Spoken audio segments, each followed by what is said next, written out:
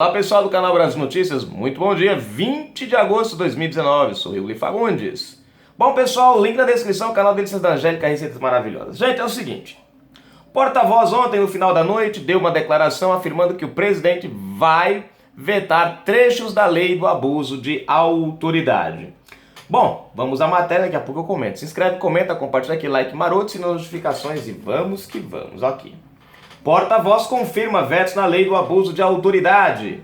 O porta-voz da Presidência da República, Otávio Rigo Barros, confirmou no início da noite desta segunda-feira, 19, que o presidente Jair Bolsonaro vetará trechos do projeto de lei de abuso de autoridade, aprovado na semana passada pelo Congresso.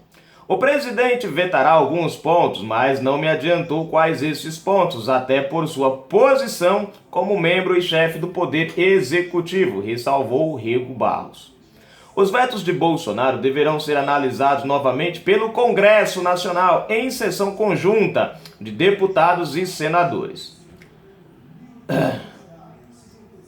Cadê? O presidente já havia adiantado no final de semana que iria vetar partes do projeto. Encerra aqui. O barulho lá fora tá grande. Bom, pessoal, é o seguinte.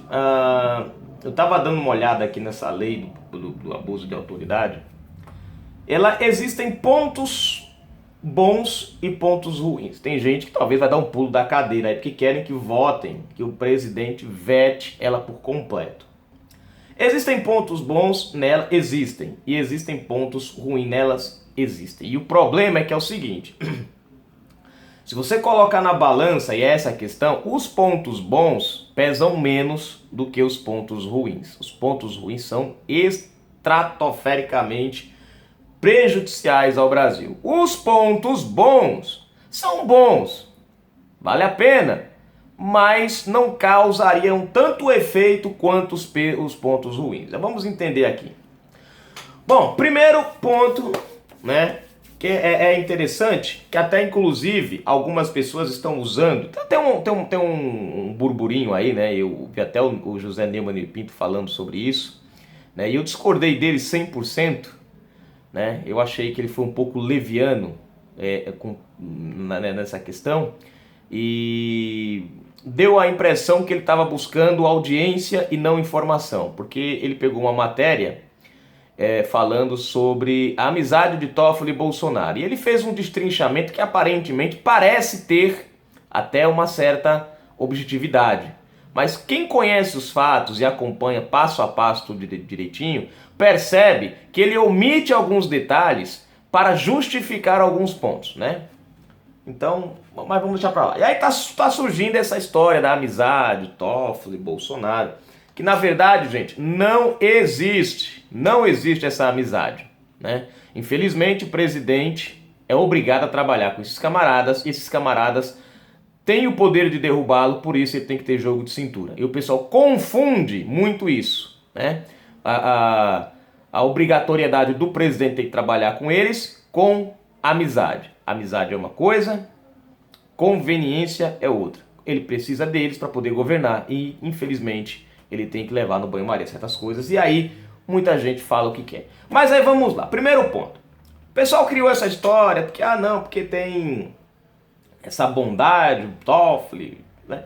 O que ninguém presta atenção é o seguinte, nós temos dentro da nossa justiça algumas coisas acontecendo que são esdrúxulas e estão dentro da lei do abuso de autoridade para serem, vamos dizer assim, exterminadas. Como por exemplo, nós tivemos 3 casos no Brasil, né? E aí onde muita gente está falando que o Bolsonaro está se beneficiando da lei do abuso, porque ele citou o caso dele com a Maria do Rosário.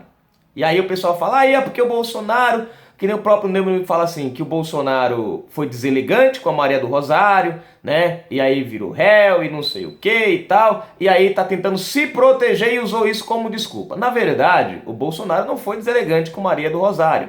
Quem acompanhou o fato lembra tranquilamente, tem o vídeo com a matéria completinha no YouTube, ele está dando uma entrevista, não tem nada a ver com ela, não está falando com ela, não está envolvida no assunto, mas ela passa e do nada grita feito uma louca, estuprador. E aí, claro, eu duvido que você não vai reagir com a certa, né? A não ser que você seja sangue de barata. E o Bolsonaro, a gente sabe que não tem sangue de barata. E foi lá e devolveu na lata. O que aconteceu nesse processo? Foi para a mão do Janote, né? Na época, procurador-geral. Então foi para a mão do Janot. Resultado, Janot foi viajar para, né, a trabalho, entrou aí uma fabreta da vida, uma desembargadora, né? Entrou lá, eles dão um nome para isso, não é temporária, é outro nome, né?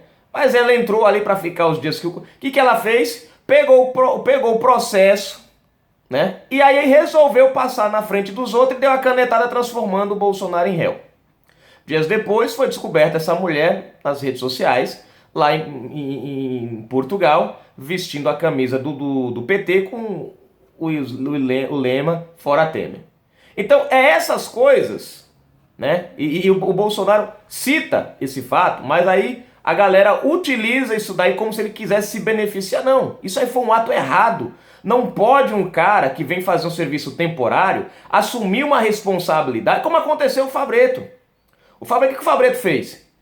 O Thompson Flores, que estava com o caso do Lula, né, da questão do Lula, nas mãos, o Thompson Flores foi tirar férias, veio o Fabretto para passar um final de semana, que foi o que ele fez? Soltou Lula. Isso é um absurdo, isso não existe. Não tem como você aceitar isso. Isso é um absurdo, isso é um abuso de poder. O cara vem interinamente e quer tomar atitude nas ações que é do titular. Não existe. Mas isso estava acontecendo. Esses dias atrás, uma outra desembargadora, eu trouxe a matéria, só não estou lembrando quem foi o camarada, mas teve esses dias atrás aí, que ela entrou interinamente, deu uma canetada dessas, até apelidaram ela como Fabretto de saias. Então isso daí tá lá no abuso de poder. E eu acredito que isso é uma das coisas que não deveriam ser vetadas. Não pode um juiz assumir, um desembargador assumir o lugar do outro interinamente e mexer em processos nos quais já estão em andamento ou nos quais já estão resolvidos. Não pode. O cara está interinamente ali para resolver um problema que surja com urgência naquele momento e não para soltar ninguém, como aconteceu, ou tornar réu ninguém, como aconteceu no caso do presidente. Então é bom entender esse ponto direitinho, antes que algumas pessoas continuem dizendo que o Bolsonaro está sendo conivente porque ele foi envolvido. Não. Ele está sendo conivente com nada disso. A questão é que o ponto aqui mostra... Ele é vítima de um abuso. E eu, nesse ponto aqui, eu sou favorável que esse ponto da lei não seja vetado. Cada um precisa saber aonde é o seu lugar. Agora, o que é que precisa ser votado nessa lei? Essa lei precisa ser votado, o abuso de autoridade, que eles chamam, né? Essa questão do juiz, né, tomar uma ação mais agressiva. Bandido não tem que ter carinho nem alisado na cabeça, não. Condução coercitiva. Eu sou favorável à condução coercitiva. Bolsonaro não pode vetar isso daqui. Bolsonaro tem que vetar a questão de tornar a condução coercitiva abuso. Tem que ser vetada. A condução coercitiva tem que continuar. Porque tem bandido que vaza. A prisão preventiva, que está lá como abuso de poder, tem que ser vetada. Tem que ter prisão preventiva. Essas coisas têm que ser vetadas. Algema no cara, tem que ir algemado. Bandido tem que ir algemado. Tem esse negócio de, não, é crime leve. Não, cometeu crime, companheiro. Algema nele, leva. É agressivo. Agressividade é a vítima. Agressividade sofreu a vítima. Então são pontos que nós devemos observar, né? Se ele vetar a lei inteira, também está tranquilo, né? Tá tranquilo, pode-se criar um outro projeto mais decente, né, tal. Porém, existem pontos que eu acredito, isso é eu que acredito, que podem ser deixados, que são pontos que não vão favorecer o criminoso, mas vão regulamentar, ou melhor, tornar um regulamento, né, para a justiça, o andamento. Por exemplo, esse caso aí da Carolina Lebos. Isso que o STF fez foi um abuso de poder, caramba. Usurpou o poder do TRF4. Usurpou o poder do TRF4. Eles tinham que primeiro ir para o TRF4, para depois ir para lá. Não, foram direto e o próprio STF, rapidinho, em 4 horas, foi lá e resolveu um problema que geralmente isso aí duraria 2, 3 dias. Isso é um abuso de poder. Isso sim é um abuso de poder. Então tem que ter um equilíbrio. A nossa justiça hoje, e eu falo do aparelhamento, ela está toda bagunçada. Você vê, por exemplo, Gilmar Mendes soltando bandido a todo instante. Você vê eles desautorizando os juízes de primeira instância a todo instante. Isso não pode estar acontecendo. Isso é um abuso de autoridade. E tem dispositivos lá na lei de abuso de autoridade, né, que vão contra isso. Então, esses pontos eu sou favorável que Bolsonaro não vete. Deixe lá. Né? Isso eu não sou. Por quê? Porque isso não vai amarrar a mão da justiça. Isso vai fazer com que cada um fique no seu quadrado. Uma coisa é você vetar artigos, uma coisa é você sancionar artigos que vão travar a justiça. E outra coisa é você vetar artigos que vão... Perdão, estou me confundindo aqui, vetar. Uma coisa é você sancionar artigos que vão travar a justiça e outra coisa é você sancionar artigos que vão criar uma linha de acontecimentos. Cada um no seu quadrado, no seu tempo. Primeiro você, depois você, depois você. Isso sim é o que deve acontecer. O nosso Brasil está muito bagunçado. O STF se tornou a corte dos deuses do Olimpo. Que nem essa ação de suspender o COAF, né? O próprio Bolsonaro já deu indícios, né? Porque tá na lei, Deus disse que vai vetar isso daí, que inclusive beneficia o filho dele, mas de acordo com ele, vai vetar isso daí, essa ação do Toffoli, né? Tá lá, parece que vai vetar também, né? Essa ação dos ministros da coisa do que tá lá, como é que chama, meu Deus? Dos auditores, né? Esse abuso de poder sobre os auditores tá lá na lei. Se eu não me engano, isso também é uma coisa que não vai ser vetada, né? Existem gatilhos lá dentro que merecem, né? Agora, como eu falei para vocês, esses pontos pesam menos do que os pontos relacionados que beneficiam a corrupção, né? Porque literalmente você tornou o juiz refém de uma audiência, que é o ponto-chave. Eles tornaram essa lei de abuso de autoridade, tira o poder da polícia.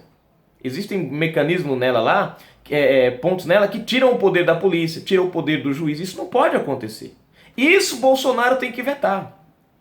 Polícia tem que ter autoridade, tem que ter autonomia. O juiz tem que ter liberdade para trabalhar, não pode trabalhar amarrado. Isso não pode acontecer, de jeito nenhum. Mas vamos aguardar, vamos esperar para ver o que é que o presidente vai vetar. O detalhe é que, uma vez ele vetando, volta para o conselho embaixo, para o Congresso. E aí se faz uma comissão mista, né, com deputados e senadores, e eles vão analisar os vetos e depois canetar se derrubam ou não o veto, o que acaba servindo de nada ao veto do presidente, né? Infelizmente é isso. E não adianta você reclamar do presidente, você tem que reclamar do seu voto que elegeu esses senadores e deputados que estão lá para derrubar o veto do presidente. Isso é a mais pura verdade, né? Então, existem pontos que valem a pena sancionar? Existem. Existem pontos que precisam ser derrubados? Precisam. Se derrubar tudo, também não tem problema. Continua as coisas como estão. Até alguém fala, se sancionar o que realmente importa e beneficia o Brasil, que é esse atropelo de instâncias, essa autonomia de um passar por cima do outro, beleza, vale a pena. Agora, se o presidente não vetar as coisas que limitam os juízes de trabalhar, aí, né, você vê um juiz ser punido de 6 a 4 anos de cadeia por causa de um criminoso que foi levado para ser julgado na corte dele. É um absurdo isso, não existe. Não existe, não pode, tem que ser vetado isso daqui. O juiz tem que ter tranquilidade para trabalhar, não pode trabalhar com medo. Né? Mas tá aí, gente, Canal Brasil Notícias. Fui.